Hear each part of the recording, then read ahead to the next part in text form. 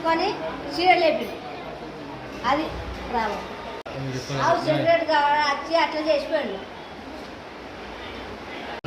రాత్రి సెక్రటరీ వచ్చాడు, వచ్చి తలుపు కొట్టిండు. తలుపు కొడితే సెక్రటరీ అమ్మాయి తలుపు తీసింది. తలుపు తీసినాక అటు తిరిగిండు. ఆ పిల్లవాడు ఫోన్కి పక్క కొట్టుకున్నాడు, వండుకున్నాడు. అది కింద పడదా మళ్ళీ పక్కకున్నాడు. దాంట్లో అది తీసుకున్నాడు. తను వీడియో తీసి అందరి నీళ్ళలో తెలిసిన పండుకోమన్నాడు. ఒక వేరలో 200 గంటలు వచ్చింది. ఆ పిల్లవాడు 5 గంటలు వేసి ఫోన్ లేదు అందరి బస్సులనే కట్టి ఆ బస్తాలు లెంగుతుంటే ఆ టైంలో నేను మీకు తెలిపితే ఏం అంటే ఫోన్ పోయింది అన్న, ఫోన్ పోయిందంటే ఆ బుజ్జి లేపి ఆ సెక్యూరిటీ గార్డే వచ్చిండు, తీసుకొని పోయిండు అని చెప్తే అప్పుడు ఆయన పట్టుకొచ్చి గుంజుకొచ్చి తీసుకున్నాడు. సెక్యూరిటీ దగ్గర పోయి లేపితే వచ్చిండు.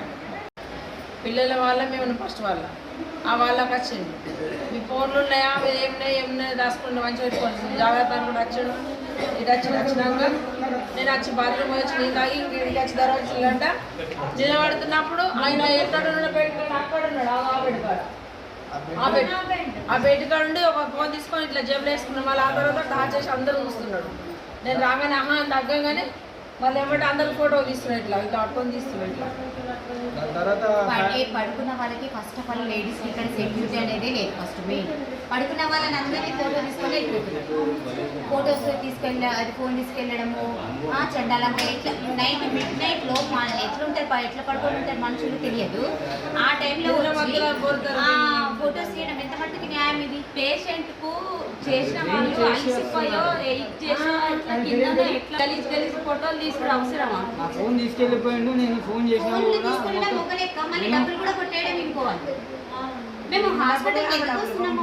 ప్రైవేట్ హాస్పిటల్లో మాకు అంత సౌకర్యం లేక మేము గవర్నమెంట్లోకి వస్తే ఈ గవర్నమెంట్ వాళ్ళకి మాకు సెక్యూరిటీ ఎక్కువనేటోళ్ళము. ప్రైవేట్ పెట్టే శాతం గవర్నమెంట్కి వచ్చేది. ఇక్కడ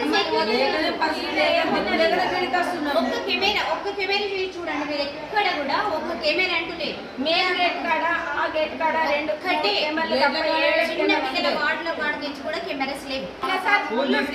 వస్తున్నాడు తెలుసా? ఆయన ఫస్ట్ ఆఫ్ ఆల్ 5 గంటలకు చూసిన పోయినా బయటకు వెళ్ళి ఫోన్ చేసిన అక్కడ ఆయన దగ్గర రింగ్ అవుతుంది. నాకు చెప్పాను తీసుకెళ్ళాలి ఇక్కడ కొడతానంటే నేను ఇవ్వాలంట. అట్లా కొడితే ఎవరన్నా చేస్తారు సార్?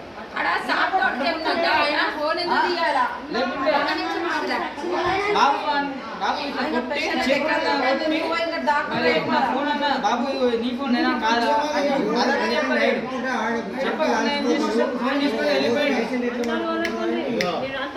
ఫోన్ తీసుకొని వెళ్ళిపోయాడు. దాని తర్వాత నేను పొద్దున్న 5 గంటలకు చూస్తే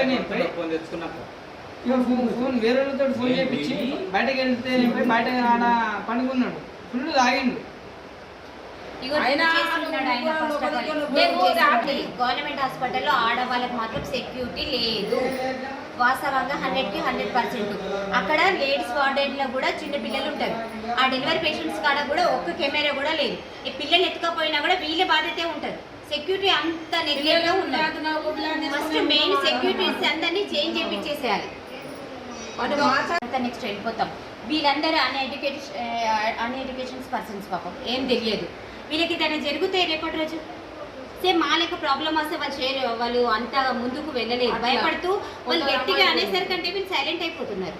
సో మీరు కంపల్సరీగా దీనికి యాక్షన్ తీసుకోమని పైన వాళ్ళకి మీరు చెప్పాల్సిన బాధ్యత మీది కూడా రిక్వెస్ట్గా చెప్తున్నాము. ఎందుకంటే మేమేమో ఇక్కడ ఉండడానికి రాలేదు.